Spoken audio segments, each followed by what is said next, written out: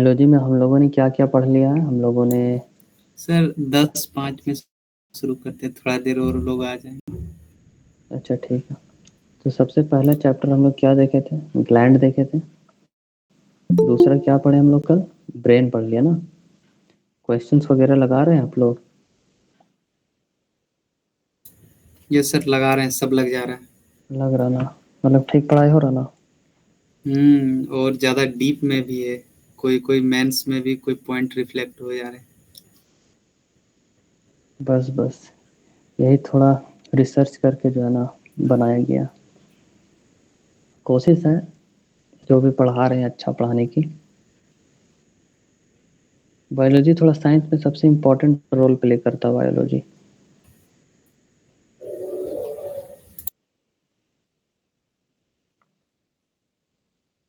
एक घंटा लगता है, क्लास को थोड़ा डाउन करना पड़ेगा। 9 से 10, 10 से 11 बढ़िया रहता। जी सर, 12 बज जाता है तो थोड़ा लोग। तो शुरू करते फिर हम लोग क्या। तो आज हम लोग को 2 चैप्टर पढ़ना है। एक तो नर्वस सिस्टम पढ़ना है और दूसरा हम लोग पढ़ेंगे न्यूट्रिएंट्स। तो सबसे पहले नर्वस सिस्टम की अगर हम लोग बात करें तो नर्वस सिस्टम होता क्या है? तो नर्वस सिस्टम यानी क्या? तंत्रिका तंत्र, ठीक है, या तंत्रिकीय प्रणाली। तो नर्वस सिस्टम या neural system is a complex network. ये एक कॉम्प्लेक्स नेटवर्क है। किसका कॉम्प्लेक्स नेटवर्क है? न्यूरॉन्स का। तो कई सारे न्यूरॉन्स को मिलाकर एक नेटवर्क बनता है, ठीक है। कई सारे न्यूरॉन्स को मिला के एक नेटवर्क बनता है जिसको हम लोग नर्वस सिस्टम कहते हैं। और इसका स्पेशलाइजेशन क्या होता है, इसका काम क्या होता है ये नर्वस सिस्टम का? तो carry messages. The complexity of the nervous system increases as we move towards higher animals. जैसे हम लोग हायर एनिमल्स की तरफ चलेंगे तो जो नर्वस सिस्टम का कॉम्प्लेक्सिटी होता है ना वो बढ़ता जाता है और कॉम्प्लेक्स होता जाता है। तो यहाँ से मेन पॉइंट क्या आएगा? सबसे पहले कि कैरी मैसेजेस करता है। और नर्वस सिस्टम बोलिए या कभी आए न्यूरल सिस्टम, बात बराबर होगा। क्या है? नेटवर्क है किसका? न्यूरॉन्स का। यहाँ आ गया। तो तंत्रिका तंत्र हो गया या तंत्रिकीय प्रणाली एक जटिल नेटवर्क जाल होता है जो संदेशों को ले जाने में विशेषीकृत न्यूरॉनों यानी तंत्रिकाओं से बना होता है। समझ रहे हैं? तो जैसे जैसे हम लोग हायर एनिमल्स में जाएंगे ये और कॉम्प्लेक्स होता जाता है। तो नर्वस सिस्टम को हम लोग 3 भाग में बांटेंगे।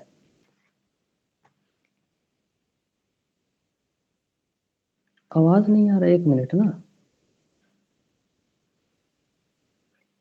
सुनाई दे रहा है सर? दे रहे हैं ना। रिकॉर्डिंग नहीं हो रहा था, वही देख रहे थे। पूरा पढ़ाई गड़बड़ हो जाएगा। तो अब क्लियर आवाज तो आ रहा होगा। तो ऐसा करते हैं कि चेक कर लेते हैं एक बार। हाँ ठीक है, अब क्लियर है। तो एक बार फिर से रिपीट कर लेते हैं हम लोग। नर्वस सिस्टम क्या है? नर्वस सिस्टम या न्यूरल सिस्टम एक कॉम्प्लेक्स नेटवर्क है न्यूरॉन्स का जो कि मैसेज को कैरी करता है। और जैसे जैसे हम लोग हायर एनिमल्स की तरफ मूव करेंगे इसका कॉम्प्लेक्सिटी जो नर्वस सिस्टम का वो और जटिल और कॉम्प्लेक्स हो जाता है। तो नर्वस सिस्टम को हम लोग 3 भाग में डिवाइड करेंगे, पहला, दूसरा और तीसरा। पहला में अगर हम लोग देखें तो पहला में हम लोग लेंगे सेंट्रल नर्वस सिस्टम यानी कि बीचों बीच, ठीक है। सेंट्रल नर्वस सिस्टम यानी कि केंद्रीय तंत्रिका तंत्र कहते हैं। और दूसरा हम लोग लेंगे पेरिफेरल नर्वस सिस्टम यानी कि परिधीय तंत्रिका तंत्र। और थर्ड वन हो जाएगा ऑटोनॉमिक न्यूरल सिस्टम, इसको शॉर्ट में लिखते हैं ANS। तो एग्जाम में ANS भी शॉर्टकट में पूछ देता है, ठीक है। तो ऑटोनॉमिक न्यूरल सिस्टम यानी कि स्वायत्त तंत्रिका तंत्र, ठीक है। तो सबसे पहले हम लोग पढ़ेंगे central nervous system. Central nervous system में को हम लोग 2 तरीके से पढ़ेंगे। पहला ब्रेन पढ़ेंगे, दूसरा स्पाइनल कॉर्ड पढ़ेंगे। तो हम लोगों के बॉडी में जो ब्रेन है वो बिल्कुल सेंटर में है कि नहीं? बॉडी के बीचों बीच, ठीक है। मतलब सेंटर में आता है ब्रेन यहाँ तक, ठीक है। और जो आपका स्पाइनल कॉर्ड आता है, रीढ़ की हड्डी, वो भी बिल्कुल बीचों बीच है। इसी वजह से हम लोग इसको सेंट्रल नर्वस सिस्टम कहते हैं। तो ब्रेन आ गया मेरा सेंट्रल में, स्पाइनल कॉर्ड आ गया सेंट्रल में, और स्पाइनल कोड जो होता है वो क्या, उसका काम क्या होता है, रिफ्लेक्स एक्शन होता है, ठीक है। जो भी हम लोग करेंगे ना तो सारा भार जो जाएगा वो स्पाइनल कोड पे ही जाता है। तो बिल्कुल एकदम सेंटर का पार्ट होता है spinal cord. Nervous system 3 part में पढ़ रहे हैं हम लोग, एक सेंट्रल नर्वस सिस्टम, दूसरा पेरिफेरल नर्वस सिस्टम और third autonomic neural system. Central nervous system में एक ब्रेन आता है, एक ब्रेन आएगा, दूसरा स्पाइनल कॉर्ड आएगा। अब हम लोग जो पढ़ेंगे पेरिफेरल नर्वस सिस्टम, इसमें मोस्ट इंपॉर्टेंट है यही नर्वस सिस्टम है, पेरिफेरल नर्वस सिस्टम। तो पेरिफेरल नर्वस सिस्टम में क्या होगा कि जो नर्व्स होता है, एक लेंगे वर्ड नर्व्स और एक लेंगे न्यूरॉन। तो न्यूरॉन का हम लोग सिंगुलर बोलते हैं, मतलब न्यूरॉन जो वर्ड है वो सिंगुलर है। जैसे कि बॉय, बॉय सिंगुलर है तो बॉयज क्या होगा, प्लूरल है। ठीक उसी तरीके से न्यूरॉन सिंगुलर है और नर्व्स जो होता है वो प्लूरल होता है। तो आज के बाद कहीं भी न्यूरॉन देखेंगे तो समझ जाने की एक ठो नस है, बस एक ठो नस। 2 ठो 3 ठो नस आएगा साथ में बोलेंगे तो हम उसको बोलेंगे नर्व्स। तो नर्व्स होता क्या है, nerves are thread like structure. बिल्कुल आप लोग जानते हैं कि नर्व्स जो होता है वो थ्रेड लाइक स्ट्रक्चर होता है। That emerge from the brain and the spinal cord. कहाँ से इमर्ज, कहाँ से निकल रहा है, ब्रेन से निकल रहा है और स्पाइनल कॉर्ड से होते हुए जा रहा है। They are responsible for carrying messages to and from all parts of the body. अब देखिए नर्व्स क्या है, थ्रेड लाइक स्ट्रक्चर है पहला पॉइंट। दूसरा ब्रेन से निकल रहा है, स्पाइनल कॉर्ड से निकल रहा है। और इस रिस्पॉन्सिबल क्या होता है, मैसेज को कैरी करता है, बॉडी के हर पार्ट्स में पहुंचाने के लिए इसका काम होता है नर्व्स का। तंत्रिकाएं धागे जैसी की संरचनाएं होती है जो मस्तिष्क और रीढ़ की हड्डी से निकलती है और इनका कार्य शरीर के सभी भागों तक संदेश पहुंचाना और वहां से संदेश लाना होता है। यहाँ तक क्लियर है। सिंगुलर फॉर्म में आते हैं न्यूरॉन का। तो न्यूरॉन को हम लोग कल पढ़ चुके थे कि ब्रेन का जो स्मॉलेस्ट यूनिट होता है, smallest unit of the brain कौन होगा, न्यूरॉन होगा। और अगर हम लॉन्गेस्ट सेल की बात करें, ब्रेन का लॉन्गेस्ट सेल, तो वो भी न्यूरॉन होगा, ठीक है। तो अगर ब्रेन का हम बोलेंगे ब्रेन में सबसे छोटी यूनिट कौन है, तो सबसे पहली बार न्यूरॉन आएगा। और सबसे लॉन्गेस्ट सेल की बात करें, सेल, अभी हम सेल की बात करें, ब्रेन में सबसे लॉन्गेस्ट सेल तो वो न्यूरॉन होगा। ये 2 इंपॉर्टेंट पॉइंट। अब हम लोग बात करते हैं ह्यूमन बॉडी में। अगर हम लोग ह्यूमन की बॉडी की बात करें तो there are 43 pairs of nerves होता है। तो नर्व्स का जो है पेयर होता है वो 43 पेयर होता है, ठीक है। जैसे ये एक ए और बी, तो ये कितना पेयर हुआ, बोलिएगा कितना पेयर हुआ।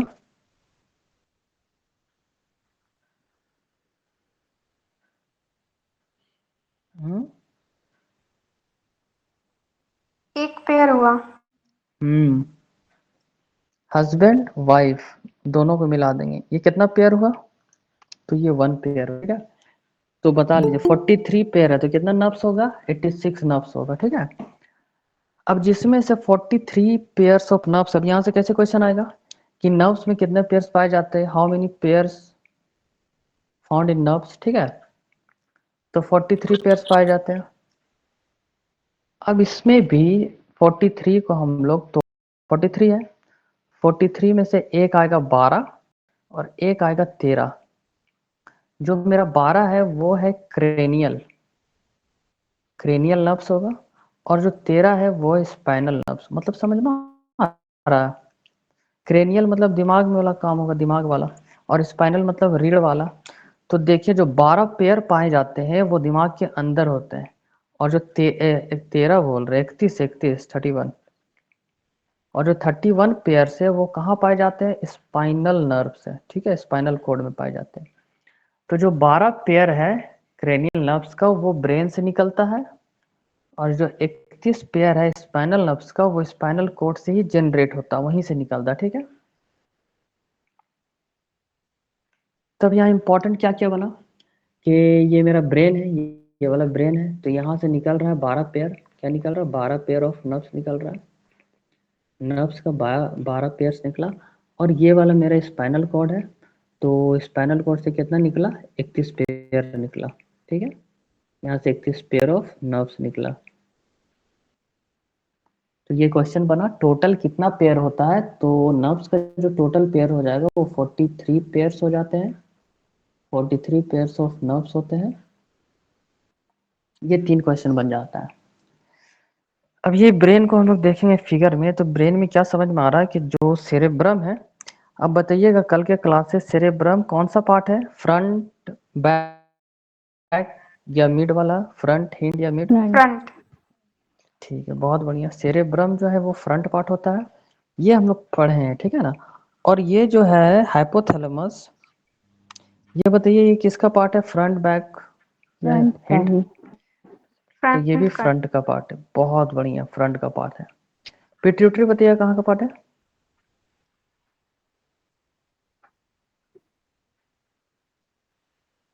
बैक। फोर फोर ब्रेन बोलते हैं ना, फोर ब्रेन, तो ये भी 4 है ना, ठीक है। पोन्स, पोन्स किसका है बताइएगा, पोन्स? फ्रंट का ही नहीं नहीं हिंड ब्रेन नहीं, पीछे वाला। हिंड ब्रेन है हिंड ना, ब्रेन पोन्स, पोन्स पीछे वाला, बहुत बढ़िया। मेडियोला ओब्लोंगेटा कहाँ का है? हिंड ब्रेन बहुत बढ़िया, हिंड का। तो ये सब आप लोग क्लियर है। मिड ब्रेन ये वाला होता है, पिनियल बॉडी, तो ठीक है। और थैलेमस, थैलेमस कहाँ का है? फोर ब्रेन ये भी फर्स्ट वाले का। ठीक है। तो फर्स्ट पार्ट वाला का है, तो कुल मिला के समझ में आ रहा है कि सेरेब्रल भाई फर्स्ट पार्ट वाला है। और देखिए ये सब हमको नहीं पढ़ना है, तो हम इसमें क्यों ध्यान दें, ठीक है। तो जो पढ़ना उसमें सेरेबेलम किसका है, सेरेबेलम? हिंड ब्रेन का ये बीच वाले का। सर हिंड ब्रेन का हिंड ब्रेन का है। बहुत बढ़िया। तो इतना हम लोग को समझ में आया, और उम्मीद करते हैं आप लोगों को सारा क्लियर है। तो सेरेबेलम से क्या क्या डिस्टर्ब होता है, अल्कोहल पिएंगे तो किसको डिस्टर्ब करेगा, सेरेबेलम को? सेरिबेलम सेरिबेलम को ठीक है, तो अल्कोहल इसको डिस्टर्ब करता है। तो यहाँ पे ब्रेन हम लोगों को खत्म हो जाता। अब हम लोग क्या करेंगे ना, एंटर करते हैं न्यूट्रिएंट्स में। तो न्यूट्रिएंट्स को हम लोग पढ़ते हैं, न्यूट्रिएंट्स, ठीक है। तो ये न्यूट्रिएंट्स होता है, इसको हम लोग 2 भाग में डिवाइड करते हैं। न्यूट्रिएंट्स हर एग्जाम के लिए इम्पोर्टेंट चैप्टर है, चाहे आप किसी भी एग्जाम में जाइए, रेलवे में जाइए, एसएससी में जाइए, बीपीएससी में जाइए, जेपीएससी में जाइए, जेएसएससी, कोई भी एग्जाम में जाइए, हर एग्जाम में न्यूट्रिएंट्स आता ही आता है, ठीक है। तो न्यूट्रिएंट्स हम लोग पढ़ेंगे, न्यूट्रिएंट्स मतलब क्या होता है, पोषण, सही बोल रहे हैं ना जी। यस सर तो न्यूट्रिएंट्स मतलब होता है पोषण, और इसी पोषण को हम लोग 2 भाग में बांटते हैं। पहला माइक्रो न्यूट्रिएंट्स, दूसरा मैक्रो न्यूट्रिएंट्स। अब देखिएगा, जो माइक्रो होता है ना, एम के साथ आई लगा होता है, एम के साथ आई, तो माइक वाला जो है ना सबसे छोटा होता है, ठीक है। सबसे छोटा माइक्रो मतलब एकदम माइक्रोस्कोप में देखने वाला छोटा। और ये जो मैक्रो होता है ना, MAC, मैक, ये थोड़ा उससे बड़ा होता है, ठीक है ना।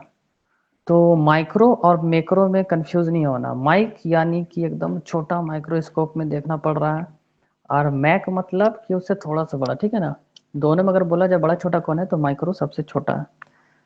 तो माइक्रो न्यूट्रिएंट्स को हम लोग देखेंगे। माइक्रो न्यूट्रिएंट्स एक न्यूट्रिएंट्स है required by the body, body को चाहिए होता है इन वेरी स्मॉल अमाउंट, ठीक है, but they are essential for proper growth. मगर इसका बहुत ज़रूरत है, क्या है, ग्रोथ के लिए। अगर आपकी बॉडी को ग्रोथ करना है या आपकी बॉडी को डेवलप करना है, डिजीजेस से बचना है, तो आपको माइक्रो न्यूट्रिएंट्स लेना होगा। और माइक्रो न्यूट्रिएंट्स में क्या क्या आता है सब हम लोग देखेंगे। अब माइक्रो न्यूट्रिएंट्स लेना है तो आपको 1 kg नहीं खाना होगा, 500 ग्राम नहीं खाना होगा, ठीक है, ऐसा वाला नहीं खाना होगा, ठीक है। कैसा वाला खाना होगा आगे हम लोग पढ़ेंगे। उसके बाद आता है मैक्रो न्यूट्रिएंट्स, प्रमुख पोषक तत्व, जैसे कि मैक्रो न्यूट्रिएंट्स, ये भी एक न्यूट्रिएंट्स है required by the body in large amount. इसमें जो चाहिए होता है मैक्रो में लार्ज अमाउंट में चाहिए होगा, तो इसमें हम लोग को खाना होगा 200 ग्राम, 500 ग्राम, ऐसे ऐसे खाना होगा, ठीक है। तो टू प्रोवाइड एनर्जी, अब मान लीजिए आपको एनर्जी चाहिए, तो एक तो चॉकलेट से एनर्जी मिलेगा, छोटा वाला, 1 रुपये वाला, 8 आना वाला नहीं, नहीं मिलेगा। तो इसमें चाहिए लार्ज अमाउंट, मतलब कि आपको केला खाना होगा, रोटी खाना होगा, चावल खाना होगा, एंड सपोर्ट बॉडीली फंक्शन को सपोर्ट करता है। तो यहाँ तक हिंदी इंग्लिश मीडियम क्लियर है। अब यहाँ से हम लोग मेन डिफरेंसेस पढ़ेंगे, जैसे कि माइक्रो न्यूट्रिएंट्स, जिसका हिंदी क्या हुआ, सूक्ष्म पोषक तत्व, मतलब एकदम छोटा। दूसरा मैक्रो, मैक्रो यानी प्रमुख पोषक तत्व। माइक्रो को हम लोग दो भाग में बांटेंगे। माइक्रो कितने भाग में बांटेंगे, दो भाग में बांटेंगे। पहला विटामिन्स, दूसरा मिनरल्स। जैसे आप विटामिन का टैबलेट लेते हैं, विटामिन का टैबलेट, तो वो mg में होता है, ठीक है। और मिनरल्स आप लेते हैं तो वो भी mg में होता है। लेकिन कार्बोहाइड्रेट आप लेते हैं तो वो आप ग्राम में लेते हैं, ठीक है। mg तो पता भी नहीं चलेगा, क्योंकि आप रोटी खा रहे तो ग्राम में खा रहे, प्रोटीन्स ले रहे हैं, एक स्कूप 10 ग्राम 5 ग्राम ऐसे करके लेते हैं, अगर आप जो जिम करता है उसके लिए बता रहे हैं। और बाकी आप एक खा रहे हैं तो हाँ, उसमें ग्राम में प्रोटीन्स ले रहे हैं। फैट खा रहे हैं, सारा ग्राम में ले रहे हैं। तो माइक्रो न्यूट्रिएंट्स दो तरह का होता है और मैक्रो न्यूट्रिएंट्स तीन तरह का होता है, ठीक है। माइक्रो में पढ़ेंगे हम लोग विटामिन, जो कि हेल्प करता है वेरियस बॉडी फंक्शंस में, ठीक है। जैसे आपको चाहिए होगा इम्यूनिटी, तो आपको खाना होगा विटामिन। आपके विजन के लिए, आपके विजन के लिए क्या खाना पड़ेगा, विटामिन। आंख अगर सही रहे तो विटामिन खाना होगा। हीलिंग, अगर किसी भी चीज़ का हीलिंग चाहिए, आपको चोट लग गया, आप बीमार है, अगर आपको हील होना है तो आपको लेना होगा विटामिन। दूसरा है मिनरल्स। मिनरल्स हमारे बोन्स के लिए इम्पोर्टेंट होता है, दांतों के लिए इम्पोर्टेंट होता है। ब्लड में मिनरल्स का बहुत इम्पोर्टेंट है, नर्व फंक्शन करे उसके लिए मिनरल्स जरूरी है। दूसरी तरफ आते हैं हम लोग मैक्रो न्यूट्रिएंट्स। तो मैक्रो न्यूट्रिएंट्स में क्या होगा, ये तीन तरह का होगा। सबसे पहला आता है कार्बोहाइड्रेट्स, दूसरा आएगा प्रोटीन्स, और आता है फैट्स। कार्बोहाइड्रेट का मेन काम है, जब बाइक चलाते हैं तो बाइक चलने के लिए क्या चाहिए, पेट्रोल चाहिए। तो बाइक चलाने के लिए पेट्रोल चाहिए, पेट्रोल डालेंगे तो बाइक चलेगा। तो आदमी को चलने के लिए चाहिए कार्बोहाइड्रेट, ठीक है। तो आप कार्बोहाइड्रेट खाइएगा तो आप काम कर पाइएगा, वरना क्या है, बॉडी में जान नहीं रहेगा, ठीक है। अब जैसे आप लोग थक जाते हो, बहुत खतरनाक थक गए, अब कुछ कहा नहीं जा रहा, तो क्या होगा, तुरंत आप खाना खाएं, खाना खाते खाते आपके बॉडी में एनर्जी आ जाएगा, तो वो हुआ फ्यूल। तो फ्यूल का काम करता है कौन, कार्बोहाइड्रेट्स। उसके बाद आते प्रोटीन। तो प्रोटीन का काम होता है बॉडी का ग्रोथ में। बॉडी का ग्रोथ में, अगर आपके बॉडी को ग्रोथ करना है तो प्रोटीन देना होगा, बॉडी में रिपेयर करना है तो प्रोटीन देना होगा, ठीक है। सर आपका आवाज रुक रुक के आ रहा है। सबको नहीं सबको क्लियर है। नहीं और क्लियर सर है। सिर्फ पूर्णिमा को दिक्कत हो रहा ना, नहीं सर ठीक है, आ रही है आवाज। आ रही है। परवीन जी को हो रही है क्या दिक्कत? Yes sir.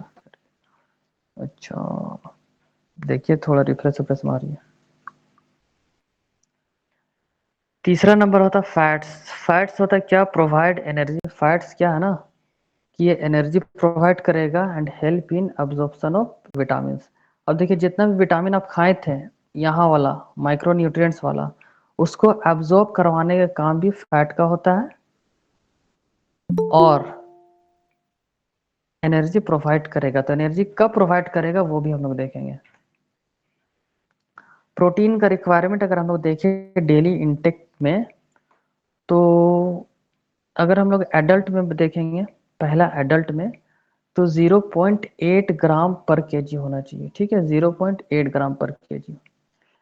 इसका मतलब क्या हुआ, जैसे कि अगर आपका वजन 1 केजी है तो आपको 0.8 ग्राम लेना होगा, ठीक है।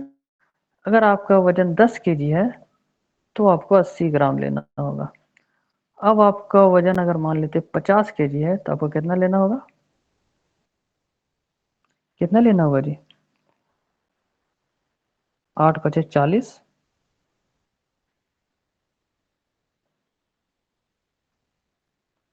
तो आपको कितना लेना होगा, 40। यहाँ तक ये गलत हो गया, यहाँ 8 ग्राम, 8 ग्राम होगा ना। तो अगर आपका वजन 50 केजी है तो आपको 40 ग्राम लेना होगा, ठीक है, प्रोटीन। तो इसका मतलब यही होता है। तो एडल्ट में जो 18 साल के बाद वाला इंसान है उसको कितना चाहिए 0.8 ग्राम। और अगर समझना है, अगर आप 50 केजी के हैं तो आपको 40 ग्राम प्रोटीन डेली चाहिए। अब प्रोटीन किससे किससे मिलता है आप लोग सर्च कर लीजिएगा। मेरे नज़र में तो सबसे पहला है चिकन, चिकन से प्रोटीन मिलता है। दूसरा सोया, सोया से मिलता है। दाल। थर्ड एग वाइट है ना। फोर्थ दाल। इन सब चीज़ों से प्रोटीन मिलता है। अब देखिए हम लोग जो खाते हैं वो भी कुदरत से मिला है, जैसे कि दाल चावल खा रहे हैं, डेली का डेली दाल खा रहे हैं, है ना। सब्जी हम लोग चेंज करते रहते हैं मगर दाल तो डेली खा रहे हैं, मतलब प्रोटीन हम लोगों को डेली मिल रहा है। अब टीनेजर्स की बात करें तो टीनेजर में ज़्यादा चाहिए होता है। टीनेजर में पर केजी 0.95 ग्राम चाहिए होता है। और उससे भी छोटा बच्चों में चले जाए 4 से 8 साल का बच्चे में, तो अगर बच्चा 1 केजी का है तो 2 ग्राम चाहिए, तभी ना बच्चा लोग देखेंगे 1 महीने में इतना बड़ा हो गया, 1.5 महीने में और बड़ा हो गया, 2 महीना में और बड़ा हो गया।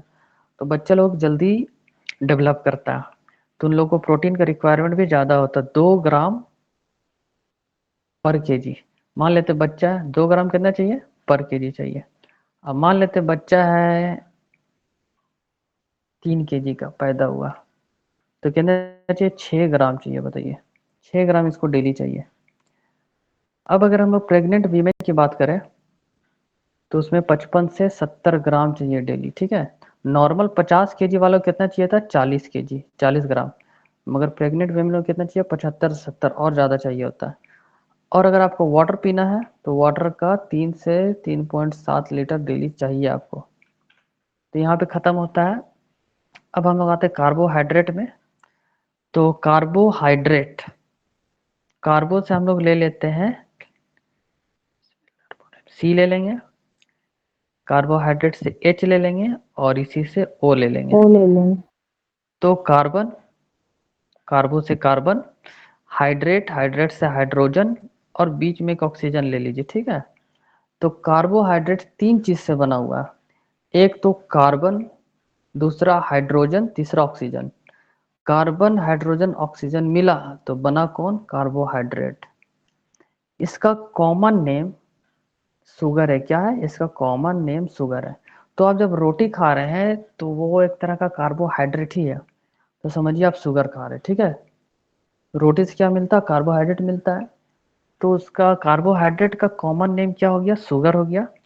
और इसका एक जनरल फार्मूला होता है। तो जनरल फार्मूला क्या होगा, अब हम बोले ना कि कार्बोहाइड्रेट भैया क्या चीज़ से बना है, तो कार्बोहाइड्रेट CHNO। कार्बन से बना है, दूसरा हाइड्रोजन से बना है, तीसरा ऑक्सीजन से बना है। तो यहाँ लिख दिया CHO। अब बोलते हैं इसका जनरल फार्मूला CN। तो एन, एन यानी एन इसके नीचे लगेगा, एन मतलब जितना, मान लीजिए 10 है तो 10 कार्बन, और जितना कार्बन है उससे दुगना 2N मतलब दुगना, दुगना हाइड्रोजन होगा, और जितना कार्बन है उतना ही ऑक्सीजन होगा, ठीक है। समझना है, ठीक है ना, बाकी तो रटना है। अब इम्पोर्टेंट कार्बोहाइड्रेट को पहचाने कैसे, तो जहां जहां ओज लगा हुआ रहेगा OSE ओज, तो समझना वो कार्बोहाइड्रेट ही है। जैसे कि लिखा है ट्रायोज, मतलब कौन है कार्बोहाइड्रेट है। पेंटोज कौन है कार्बोहाइड्रेट है। हेप्टोज कौन है कार्बोहाइड्रेट से, ठीक है। तो जहां जहां ओज लगा रहे वो हो जाएगा कार्बोहाइड्रेट, ठीक है, वही वाला बात है ना। और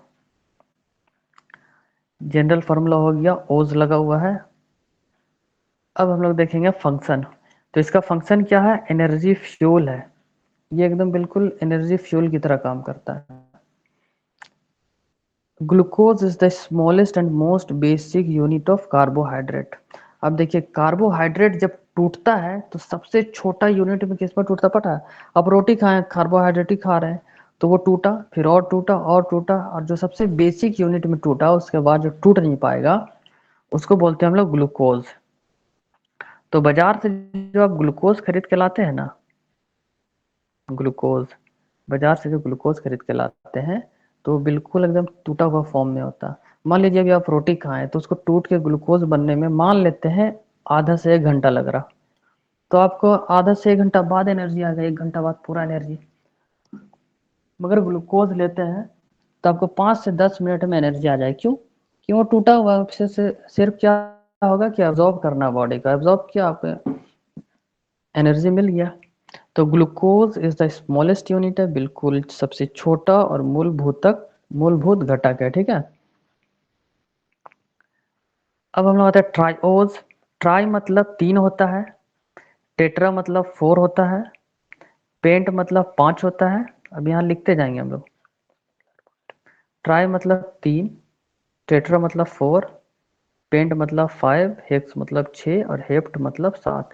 तो ये सब कॉमन चीज़ें हैं जो आप लोगों को याद रखना है, जैसे कि ट्राई, ठीक है भाई, 3, टेट्रा 4, पेंट 5, हेक्स 6, हेप्टोज 7 होता है।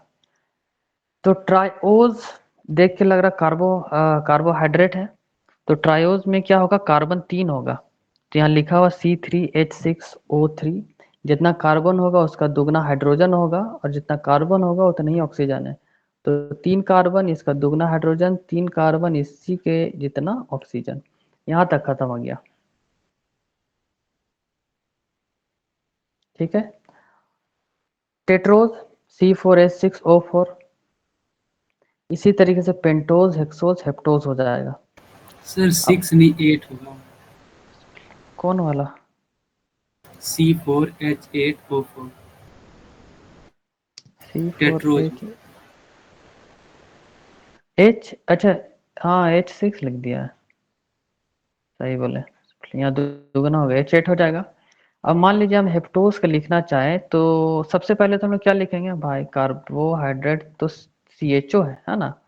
अब C में कितना आएगा, मेन कार्बन में लगाएंगे हेप्ट, मतलब 7 है, हेप्टोज 7, का लिख रहे हैं तो 7 लगाते हैं।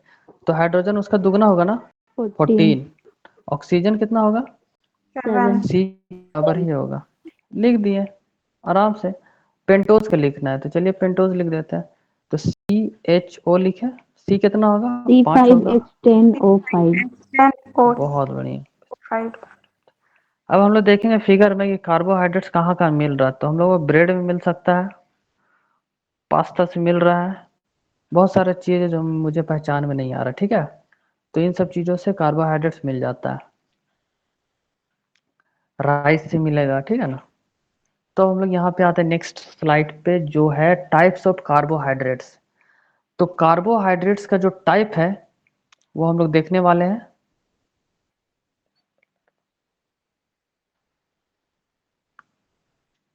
इसको हम लोग इग्नोर करेंगे।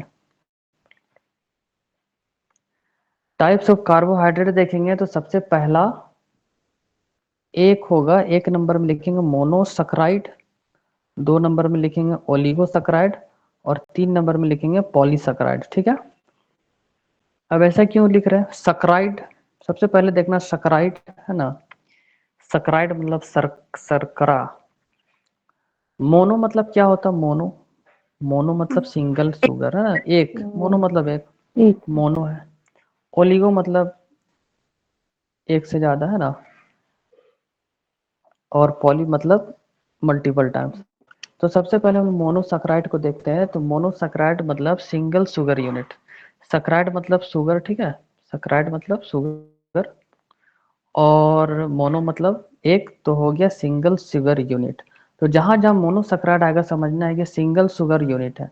अब ऐसा नहीं समझना जो शुगर खरीद के लाते हैं ना तो उसमें एक ठो दाना, वो वाला नहीं है, ठीक है। तो सिंगल शुगर यूनिट हो गया। तो इसका एग्जाम्पल कौन कौन होगा, तो ग्लूकोज, ग्लूकोज किसके कैटेगरी में आएगा, मोनोसैकेराइड, सिंगल शुगर यूनिट है, ठीक है। तो ग्लूकोज का फॉर्मूला एकदम याद रखना, चाहे कुछ हो नहीं हो याद रखना है, C6, ग्लूकोज मतलब कार्बन 6, ठीक है। और उसके बाद आता है फ्रुक्टोज, उसका भी सेम फॉर्मूला है C6H12O6। उसके बाद आता है गैलेक्टोज, सेम फॉर्मूला C6H12O6। तो ग्लूकोज, फ्रुक्टोज, गैलेक्टोज। ग्लूकोज का दूसरा नाम, मतलब ग्लूकोज जो है किसके कैटेगरी में आता है, तो एल्डोज, ये नाम याद रखना, ग्लूकोज कभी एल्डोज बोल दे तो मतलब ग्लूकोज ही हुआ। तो ग्लूकोज जो है कौन से फंक्शनल ग्रुप होता है, इसको हम लोग केमिस्ट्री में पढ़ते हैं। ग्लूकोज एल्डोहेक्सोज ग्रुप में आता है, फ्रुक्टोज कीटोज में आता है या कीटोहेक्सोज में आता है, और गैलेक्टोज अल्डोज में आता है, एल्डोहेक्सोज में आता है। ग्लूकोज एंड गैलेक्टोज दोनों एल्डोहेक्सोज है, कंटेन एन अल्डिहाइड ग्रुप में होता है, जबकि फ्रुक्टोज कीटोहेक्सोज है। ये आप लोग इग्नोर करने का मन में बना रहे होंगे, मगर इग्नोर कर ही नहीं सकते क्योंकि वो वेरी इंपॉर्टेंट है। क्वेश्चन लगे तब पता चलेगा कि फ्रुक्टोज का पूछेगा, फ्रुक्टोज क्या है, कीटोज है, अल्डोहेक्सोज है, क्या है, सब समझ में आएगा। ठीक है, तो फ्रुक्टोज को एक तो याद रखना कि फ्रुक्टोज कीटोहेक्सोज है। ठीक है, नोट में क्या नोट करने बोल रहा भाई कि all three have the same molecular formula. तो ये जो फार्मूला है ना C6H12O6 सेम मॉलिकुलर फार्मूला है बट डिफरेंट स्ट्रक्चर्स है। They are isomers. देखिए आइसोमर्स क्या होता है पता है? आइसोमर्स, आइसोमर्स में जो मॉलिकुलर फार्मूला सेम होता है, ठीक है, मॉलिकुलर फार्मूला सेम होता है, same molecular formula but different structural formula. क्या होता है? स्ट्रक्चर डिफरेंट होता है।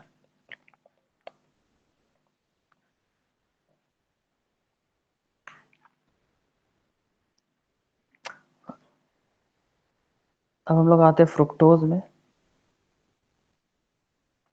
फ्रुक्टोज की बात करें तो बताइएगा फ्रुक्टोज जो है वो मोनोसैकराइड है या ओलिगोसैकराइड है या पॉलीसैकराइड है? मोनोसैकेराइड। ठीक है, तो फ्रक्टोज हो जाता मोनोसैकराइड। पहला क्वेश्चन यहाँ से बनता है। अब फ्रुक्टोज को ही सिंपल शुगर बोलते हैं, जो घर में यूज होता है ना सिंपल शुगर, तो फ्रुक्टोज मोनोसैकराइड है और इसी को हम लोग सिंपल शुगर बोलते हैं।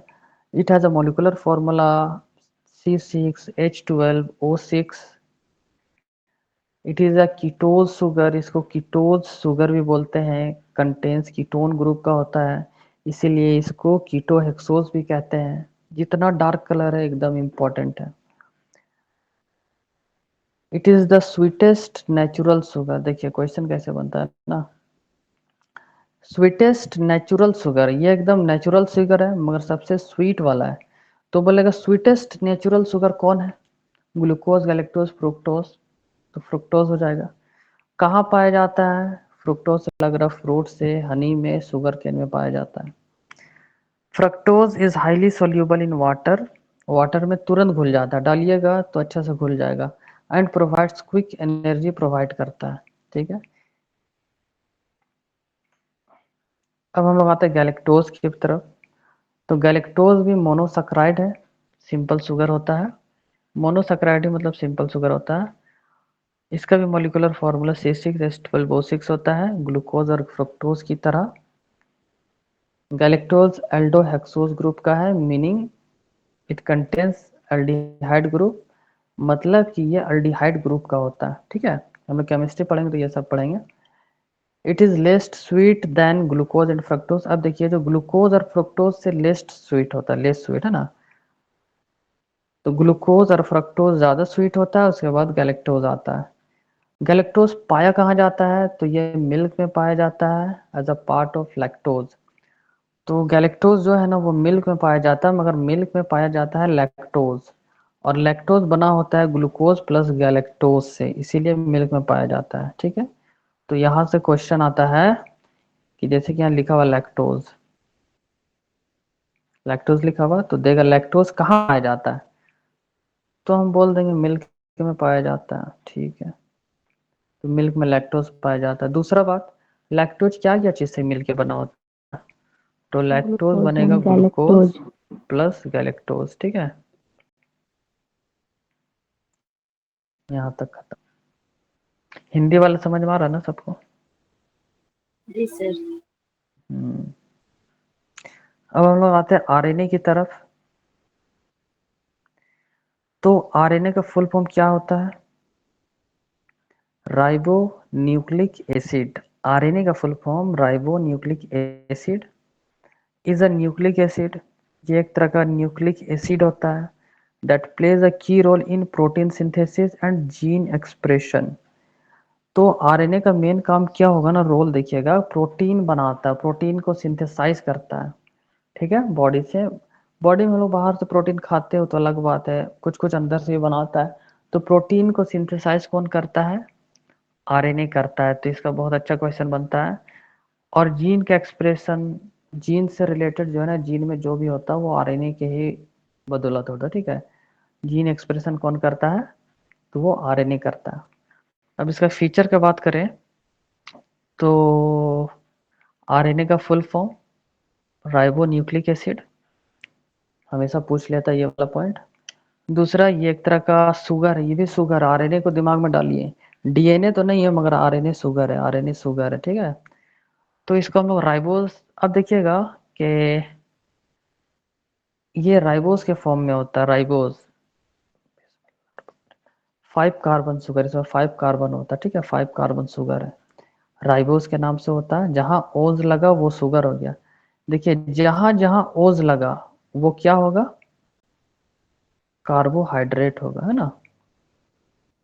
जहां जहां ओज लगा वो होगा कार्बोहाइड्रेट, और जो कार्बोहाइड्रेट हो तो ऑलरेडी शुगर ही है, ठीक है। तो चाहे ओज कार्बोहाइड्रेट होगा या ओज शुगर होगा, बात बराबर है। अगर इसका स्ट्रक्चर देखें तो ये सिंगल स्ट्रैंडेड होता है। क्या होता है? सिंगल स्ट्रैंडेड होता है, स्ट्रैंड। अच्छा, आप लोग बाल को क्या बोलते हैं बताइए तो? जैसे हम बोलेंगे ना कि इंग्लिश पढ़ा रहे ना, मेरा 2 हेयर टूट गया, 2 हेयर, है ना। तो ये इंग्लिश करेक्ट है? 2 बाल, इंग्लिश में तो बोले 2 बाल झड़ गया, देखो ना 3 बाल झड़ गया। तो इंग्लिश में 2 हेयर नहीं बोला जाता है, इंग्लिश में बोला जाता है 2 स्ट्रैंड ऑफ हेयर, ठीक है, 2 स्ट्रैंड ऑफ हेयर ऐसे बोला जाता है। यानी कि बाल के आगे 2 स्ट्रैंड, तो 2 बाल बोलना है तो 2 स्ट्रैंड बोलिए, कि हेयर का 2 स्ट्रैंड, ठीक है।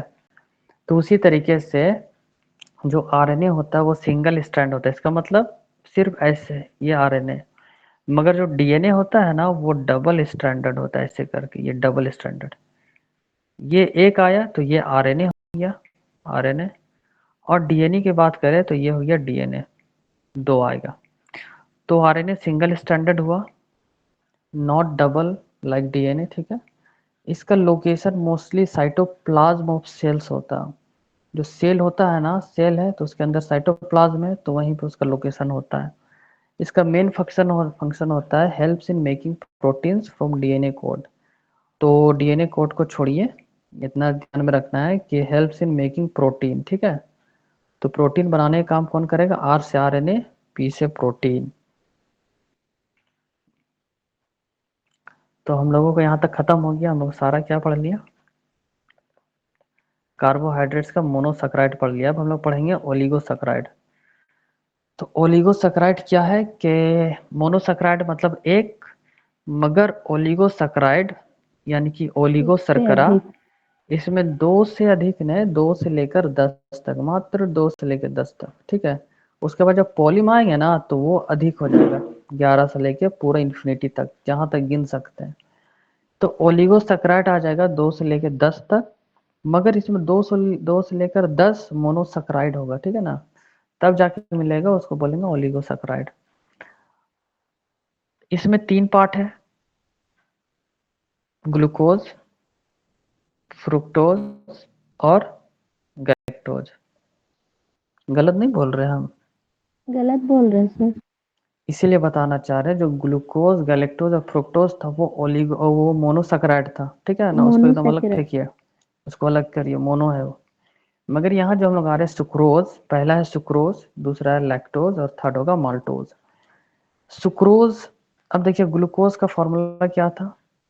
ग्लूकोज का जो मोनोसैकेराइड है वो क्या है? C6H12O6 था।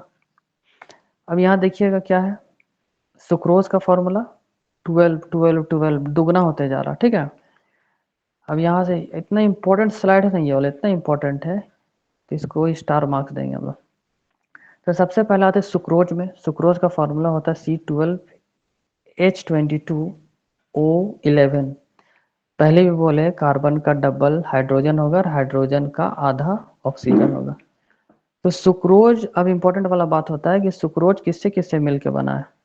तो सुक्रोज मिलके बना है ग्लूकोज और फ्रुक्टोज से। किससे? सुक्रोज बना है ग्लूकोज और फ्रुक्टोज से। अब यहाँ एक बात डालना है कि आपके पास सुक्रोज रहे, चाहे लैक्टोज रहे, चाहे माल्टोज रहे, तीनों के पास क्या है? ग्लूकोज है। तीनों के पास ग्लूकोज है। क्या है? ग्लूकोज तीनों के पास है। डिफरेंस क्या है? सेकेंड वन, दूसरा वाला का डिफरेंस है। तो सुक्रोज में क्या होगा? ग्लूकोज तो होगा ही, पहला दिमाग में डालना ग्लूकोज है। तो सुक्रोज में फ्रुक्टोज है, ठीक है। दूसरा लैक्टोज, दूध वाला, तो ग्लूकोज है प्लस गैलेक्टोज है, ठीक है। तीसरा माल्टोज है, ग्लूकोज है प्लस ग्लूकोज। तो ग्लूकोज और ग्लूकोज जब मिलेगा, ग्लूकोज और ग्लूकोज मिलेगा तो क्या बनेगा? माल्टोज बनेगा। रोज माल्टोज भाई मिलता कहाँ से है? ये माल्टोज मिलेगा कहाँ से? तो माल्टोज को भी हम लोग विजुअलाइज करेंगे बॉइल्ड राइस। जैसे कि राइस को आप लोग बॉईल किए, ठीक है, बॉइल्ड राइस है, तो उसमें सम अमाउंट ऑफ माल्टोज आपको मिल जाएगा, ठीक है ना। जब बॉइल्ड करेंगे तब तो वहाँ पे आपको मिलेगा माल्टोज, समझ लीजिए माड़, ठीक है। तो उसी में माल्टोज मिलेगा। तो माल्टोज आपको जौ खाना में है। भी होता है ना? हाँ, हो सकता है। अब ये जो सुक्रोज है, सुक्रोज का हम लोग क्या बोलेंगे? Table sugar. क्या बोलेंगे? सुक्रोज का हम लोग बोलेंगे टेबल शुगर। और ये टेबल शुगर कौन होता है? हाउस होल्ड शुगर होता है। इसको हम लोग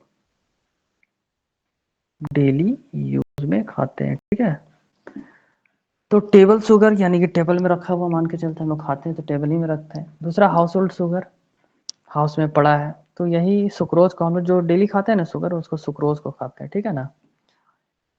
अब ये बोलिएगा सुक्रोज कितना शुगर से बनकर मिला है? दो शुगर से। एक कंफ्यूजिंग पार्ट क्लियर करते हैं।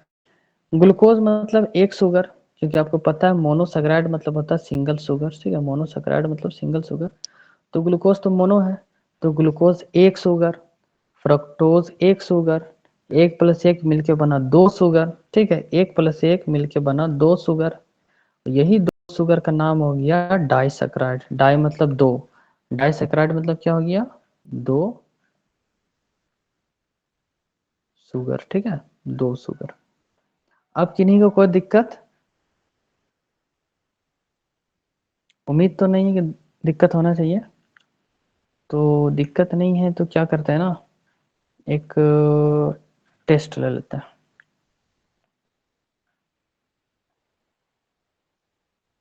ग्लूकोज प्लस ग्लूकोज मिलके क्या बनेगा? माल्टोस। माल्टोज।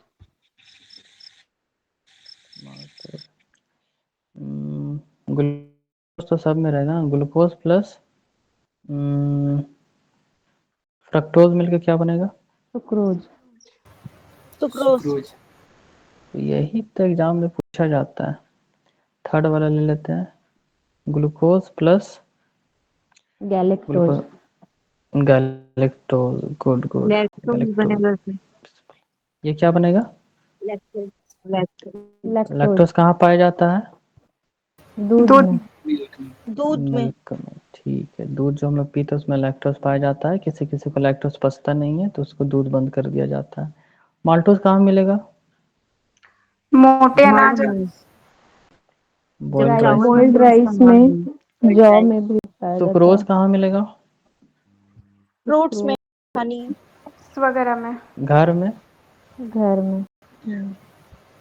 घर ही में नहीं मिलेगा, तो इसी को हम लोग बोलते हैं टेबल शुगर। Table sugar. दूसरा क्या बोलते हैं? हाउस होल्ड शुगर, ठीक है, हाउस होल्ड शुगर बोलते हैं।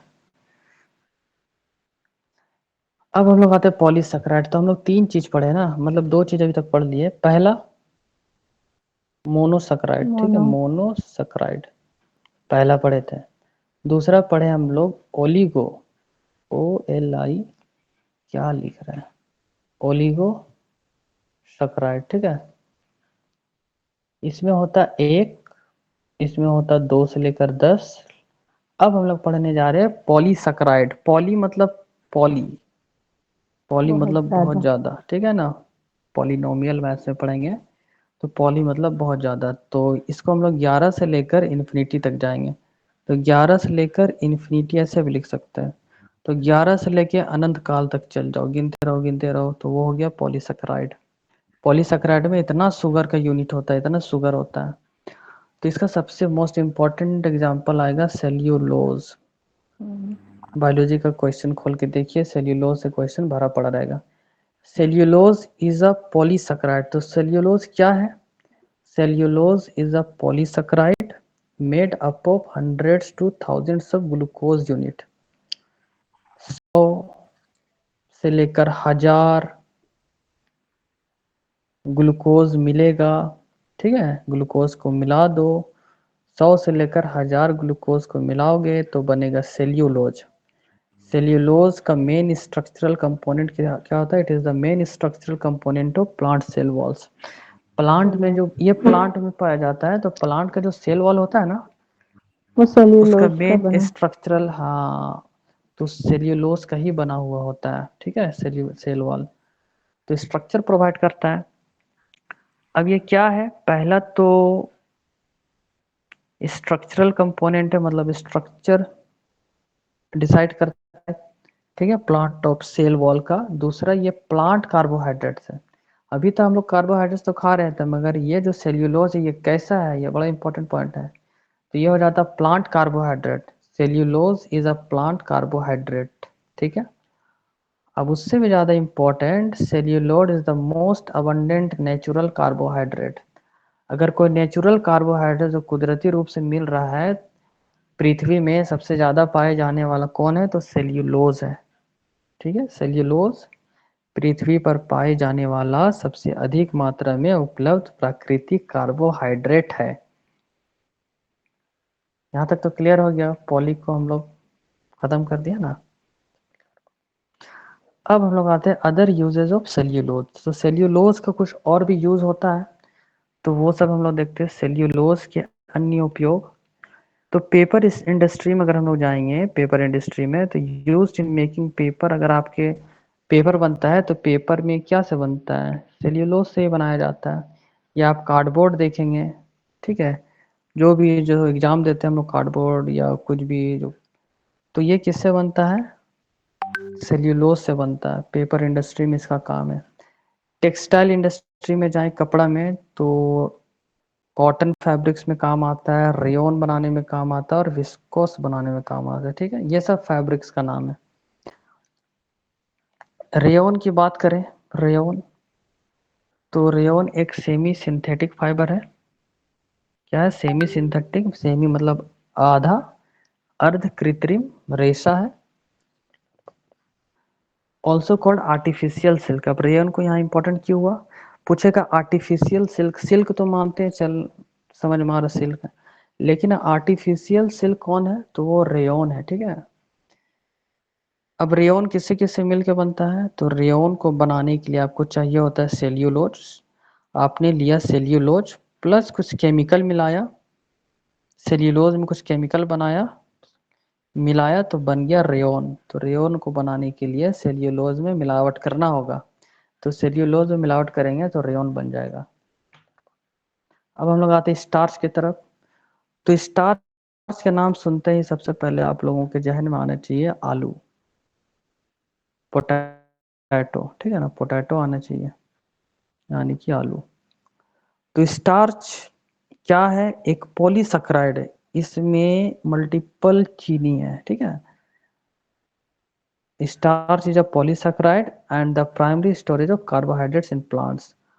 और ये प्राइमरी मतलब सबसे पहला प्राइमरी स्टोरेज है। कौन? कार्बोहाइड्रेट को स्टोर करता है प्लांट में। प्लांट में सबसे पहला स्टोरेज स्टार्च ही है ना, कार्बोहाइड्रेट का। स्टार्च कहाँ कहाँ पाया जाएगा? तो आप राइस खाते उसमें स्टार्च मिलेगा, व्हीट खाते उसमें मिलेगा, पोटैटो मिलेगा, कॉर्न में मिलेगा, बनाना में मिलेगा, और बहुत सारी चीज़ों में मिलेगा। अब सबसे मोस्ट इम्पॉर्टेंटली यहाँ पॉइंट लगा लेंगे, तो मोस्ट एडिबल कार्बोहाइड्रेट। एक क्वेश्चन आप लोगों की तरफ, सबसे ज्यादा पाए जाने वाला कार्बोहाइड्रेट? चावल। चावल। सबसे ज्यादा सेल्यूलोज। पाया जाने वाला कार्बोहाइड्रेट। सेल्यूलोज। स्टार्च। सेल्यूलोज। अभी पीछे पढ़े ना हम लोग, पाया जाने वाला। Yes sir. मगर सबसे ज्यादा खाया जाने वाला कार्बोहाइड्रेट स्टार्च। स्टार्च हो गया। स्टार्च। हाँ, तो डिफरेंस यहाँ से समझना है। अब हम लोग आते हैं काइटिन। चाहे इसको काइटिन पढ़िए या आप चिटिन पढ़िए, समझ में आना चाहिए कि बात किसका हो रहा है। तो chitin is a structural polysaccharide. Chitin जो है पॉलीसेकेराइड होता है।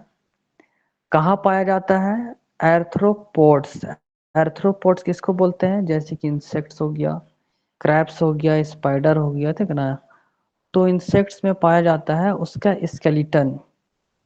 एक्सोस्केलेटन मतलब बाहरी वाला स्केलेटन, जैसे भी समझ में आएगा। And in the cell wall of fungi. Cockroach देखे हैं? कॉकरोच। तो कॉकरोच का जो बाहर वाला हार्ड सरफेस होता है ना, जिसको कट से करते हैं तो फिर पट करके मरता है ना, तो वो वाला जो हिस्सा है उसको हम लोग बोलते हैं, वो काइटिन से बना होता है, ठीक है। ब्राउन कलर वाला काइटिन से बना होता है।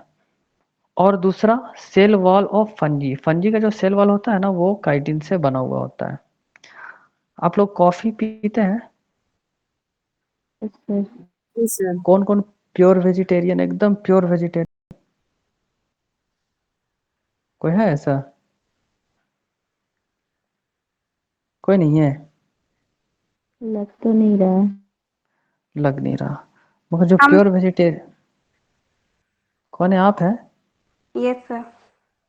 कभी कुछ नहीं खाए हैं नॉनवेज? नहीं। कॉफी पिए हैं? कभी कभार। तो अब आपको बताते हैं। जो कॉफी पीते हैं ना, तो इसमें कॉकरोच पीसा हुआ रहता है, समझे। तो आप कॉफी पी रहे हैं मतलब समझिए आप कॉकरोच भी पी रहे हैं। अब ऐसा क्यों होता है? कैसे सर? एक कोकोआ होता है, कोकोआ बीन होता है ना,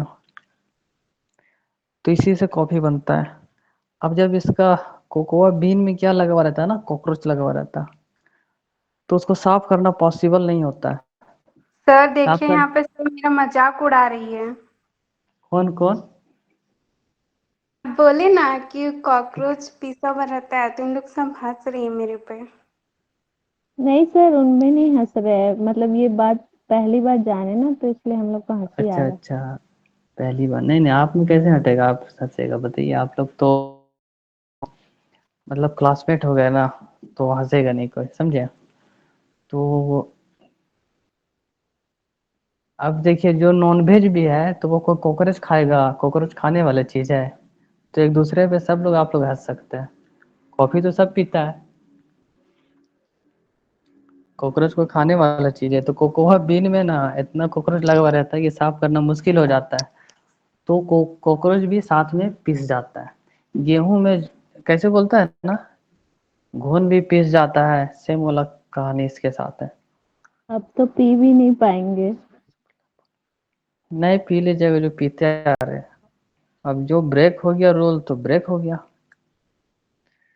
अब हम लोग आते हैं ग्लाइकोजेन में। ग्लाइकोजेन की क्या बात है ना, ग्लाइकोजेन भी क्या है कि पॉलीसैकेराइड है। पॉलीसैकेराइड हुआ that serves as the main storage form of glucose in animals and humans। अब देखिए, हम लोग ह्यूमंस है, ठीक है। तो ह्यूमंस ले लीजिए, एनिमल्स ले लीजिए, तो इसमें जो ग्लूकोज का मेन स्टोरेज होता है वो कौन करवाएगा? ग्लाइकोजेन करवाएगा, ठीक है। स्टोरेज साइट, ग्लाइकोजेन का जो स्टोरेज साइट होता है वो कहाँ होता है? कहाँ होता है? लीवर और मसल में होता है। तो लीवर क्या करता है? Maintain blood sugar. और मसल्स में क्या होता है? एनर्जी मिलता है। तो ग्लाइकोजेन का मेन काम क्या होगा? इस main storage form of glucose. Animals या ह्यूमंस में जो स्टोर होता है जहाँ पे, वो क्या होता है? ग्लाइकोज करवाता है। दूसरा आता है हेपरिन। हेपरिन क्या होता है ना, नेचुरली अकरिंग एंटीकोगुलेंट है। एंटीकोगुलेंट मतलब क्या हो गया, जो कि क्या होता है, ब्लड क्लॉट करवाता है। क्या कहता है, ब्लड क्लॉट कराता है, जो रक्त के थक्का बनने से रोकता है ना, ब्लड क्लॉट करने से प्रिवेंट करता है। अब आपको कट लगा अंगुली में और ब्लड फ्लो करते जा रहा, क्लॉट हो ही नहीं रहा, तो मरना तय है। ठीक है, जिसको शुगर का बीमारी होता है उसका ऑपरेशन होना मुश्किल हो जाता है, क्योंकि ब्लड क्लॉट नहीं हो पाता है। तो ब्लड क्लॉटिंग से प्रिवेंट करता है, तो कौन करता है, हेपरिन। तो ये बड़ा इंपॉर्टेंट पॉइंट है, हेपरिन ब्लड क्लॉट होने से बचाता है। ठीक है, हेपरिन प्रोड्यूस्ड कौन करेगा, तो हेपरिन नेचुरली प्रोड्यूस्ड लीवर। तो लीवर का बड़ा इंपॉर्टेंट काम है, क्या है भाई, तो हेपरिन प्रोड्यूस करना है ना, हेपरिन प्रोड्यूस करना। हमको लगता है लास्ट स्लाइड है, what is sugar free. Sugar free आप लोग लाते होंगे तो खाने में तो मीठा ही लगता है, मगर उसमें चीनी नहीं होता है। ठीक है, तो भाई ऐसा क्यों होता है, शुगर फ्री है क्या, तो शुगर फ्री है, आर्टिफिशियल स्वीटनर है, आर्टिफिशियल है, आदमी लोग के द्वारा बनाया गया स्वीटनर है जो मीठा लगता है, लेकिन ये अनडाइजेस्टेबल है, जो कि पचता ही नहीं है। ठीक है, अब मान लीजिए ये पच जाता तो बॉडी को बेनिफिट या नुकसान कर जाता। ठीक है, लेकिन ये पचता ही नहीं है, तो नहीं पचेगा तो ये नुकसान नहीं करता, यानी कि शुगर का काम ही नहीं किया, मीठा कर दिया मगर पचता नहीं है। और जो शुगर फ्री होता है वो बिल्कुल जीरो या वेरी लो कैलोरीज का होता है। ठीक है, कैलोरी एकदम ना के बराबर होता है। आर्टिफिशियल स्वीटनर की बात करें, अगर हम लोग आर्टिफिशियल स्वीटनर की बात करें तो एक हो जाएगा अस्पर्टेम, नाम याद रखेंगे, अस्पर्टेम इज एन आर्टिफिशियल स्वीटनर। दूसरा सक्रीन हो जाएगा और थर्ड हो जाएगा सुक्रालोज। ठीक है, तो सक्रीन जो है ये स्वीटेस्ट आर्टिफिशियल कार्ब है। रास्ता में आप लोग देखे हैं,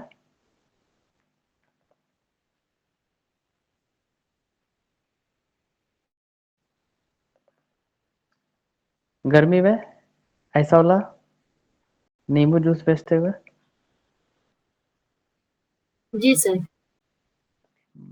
कभी मत पीजिएगा ना, बहुत प्यास भी लग जाए तो। ऐसा क्यों, इन लोग डालता सक्रीन, गलती से कोई शुगर पेशेंट पी लिया ना तो उस दिन तो उसका बीपी पूरा बढ़ जाएगा। तो इसमें डाला हुआ था सक्रीन, ये है आर्टिफिशियल स्वीटेस्ट आर्टिफिशियल कार्ब्स। ठीक है ना, आर्टिफिशियल कार्ब है, मत सोचिएगा शुगर फ्री है ये वाला ना, तो आर्टिफिशियल कार्ब है, आर्टिफिशियल शुगर है ये वाला, जो बहुत नुकसान है सक्रीन। दूसरा आर्टिफिशियल शुगर कौन हो गया, अस्पार्टेम, और हो गया सुक्रालोज। सुक्रालोज मोस्टली यूज किया जाता है। ठीक है, अब यहाँ पे इम्पोर्टेंट वाला बात जो कि समझ में आ गया कि सक्रीन कितना खतरनाक है। जो हम लोग घर में शुगर खाते हैं ना, तो घर का शुगर से 600 गुना ज्यादा मीठा होता है सक्रीन, समझे। जैसे कि 600 गुना ज्यादा ना, जैसे कि 1 ग्राम अगर आप शुगर, ऐसे समझते हैं, 1 स्पून अगर आप शुगर लिए ना, घर वाला 1 स्पून शुगर लिए, ऐसे नहीं समझेंगे। अगर आप 1 स्पून सक्रीन लेते हैं ना, 1 स्पून सक्रीन, तो इसके बराबर में आपको 600 स्पून शुगर लेना होगा। तो बताइए, 1 स्पून जितना मीठा करेगा, 1 गिलास में हम लोग कितना स्पून डालते हैं शुगर, कम से कम 400-500 डालिए देते हैं ना, 2-3 डालेंगे मान के चलते हैं। और तो सक्रीन कितना चाहिए होगा, चुटकी भर मान के चलते हैं। तो अगर आप 1 चम्मच सक्रीन डालते हैं तो उसके बराबर में आपको 600 चम्मच डालना पड़ेगा चीनी। तो कितना खतरनाक है, समझ आ रहा है, नुकसान भी उसका उसी तरीके से है। तो यहाँ पे हम लोग आज कहानी ख़त्म हो जाता है और हम लोगों को लगता है कि आधा चैप्टर कंप्लीट हो गया है, आधा चैप्टर बाकी कल होगा। तो ऐसे प्रेजेंटेशन में पढ़ने में मज़ा आता है या जो लिख के पढ़ाते हैं उसमें मज़ा आता है?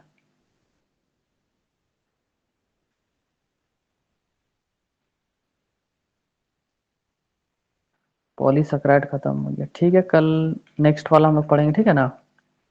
देखते टाइम को शिफ्ट करने से 9 से स्टार्ट करते हैं, 12 कुछ ज़्यादा ही लेट हो जा रहा। अच्छा ये बताइए टेस्ट कैसा था आज का? अच्छा था सर। ठीक था सर। अच्छा था। ये कि हम तो सेलेक्ट करके दे दिए थे टेस्ट बनाने के लिए, सारा प्रीवियस ईयर क्वेश्चन था, समझे कि नहीं। और प्रीवियस ईयर क्वेश्चन भी ले रहे तो हम बिल्कुल सब्जेक्ट वाइज ले रहे हैं, ज्योग्राफी के लेंगे तो सिर्फ ज्योग्राफी के लेंगे, ठीक है ना।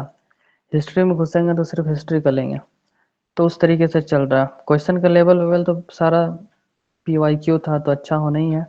तो आप लोगों को मज़ा आया टेस्ट देने में?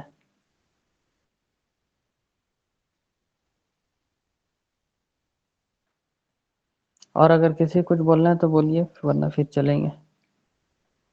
इजाज़त सर दीजिएगा आप। 9:30 टेस्ट का भेजे थे।